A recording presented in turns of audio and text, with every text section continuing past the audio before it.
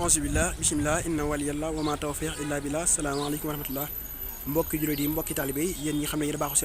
seen site Ahlul Café TV. Ba léegi rek ñu ngi ànd ak soxna maam Issa Mbacké Ahlul Café Touba ci ndog yi nga xamante ni moom la joxe ci kër Serigne Touba bi nga xamante ni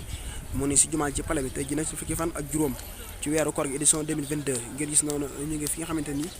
moo di ci pale bi. Waaye nag soxna si invité tey ji waa Ahlul Café Touba bu njaxu ñu ñëw fii tey ngir xool si li nga xamante ni moo di ndog li waaye amal fi nga xamante ni moo di ndog. Ngeen gis noonu lal yi nekk noonu mbooloo mi toog noonu si li nga xamante ni moo di sàppe yi di xaar li nga xam ne moo di waxtu dog ngir ñu amal li nga xamante ni moo di dog bi. Ngeen gis noonu mi ngi am solo lool.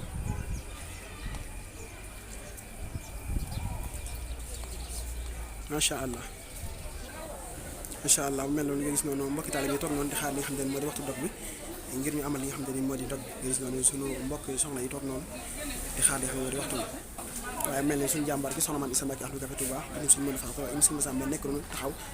di xool li nga xam ne moo di liggéey bi ba xam mbokki taalibe yi matale nañ ko.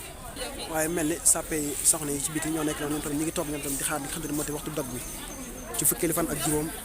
édition 2022 ñu ànd ko soxna maam Issa Mbacké Ahlul Café Touba.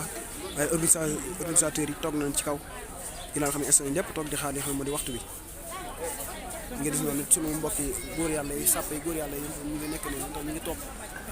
di xaar yi xam moo di waxtu bi ngir ñu amal li nga xam ne moo di ndog bi. waaye ñun fàttali rek ñu ngi kër Serigne Touba bi nga xam ne ni moo ne si jumaa ji ñu ànd ko soxna maam Issa Mbacké Ahlul Café bindem Serigne Modou Fatou Khari waaye im Cheikh Massamba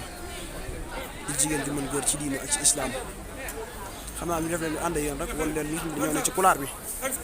waaye ñu gis noonu mbokki taalibe yi toog noonu di xaar li nga xam ne moo di waxtu bi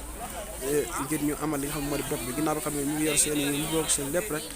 organisateurs yi joxe nañ ko ba noppi ñu gën a yor sa li nga xam ne moom nga war a dogoo di xaar li nga xam moo di waxtu bi. ñu def leen ànd ak yéen rek wala li nga xam ne moo di commission pain bi bu ñu fa jógee nag daal leen dëppal li nga xamante ni moo di waa commission d'eau après bu ñu fa jógee nag wala li nga xam ne moo di commission café gi bu ñu paree daal di tourner vidéo tëj ko ba suba jàmm incha allah. waaye mu mel ni waa commission pain ñoom tamit ñoo nekk ne ginnaaw bi nga xamante ne jox nañu lépp ci mburu yi li nga xamante ne moo di commission yi ngir ñu dem ci commission yi waaye li nga xamante ne moo des ñoo nekk noonu tamit di ko jox li nga xam ne moo di mbokki taalibe bi nga xam ne ñoo nekk ci kulaar bi ak ñi nga xamante ne ñoo am ko mburu. waaye it waa commission d'eau ñoom tamit ñoo nekk ginnaaw takk nañ ndox mi jox ko ñi nga xam ne moo di mbokki taalibe yi suñu mel ne jiite ko mu nekk noonu moo tax di jàmbaar lool macha allah. waaye it mu mel ni machine baa ngi noonu jëlul si daam café nekk noonu ci kaw ak mboolem ñi nga xamante ne ñoom la seqal liggéey bi ñu nekk noonu di tàngal café gi di xaar li nga xam moo di waxtu bi ginnaaw nga xamante ni café gi ëpp dem nañ si li nga xamante ne moo di lal ya. waaye ñoom tamit ñi ay jàmbaar lool depuis ba léegi wax dëgg fi yàlla ñu ngi ci liggéey bi ñu jàmbaar lool macha allah.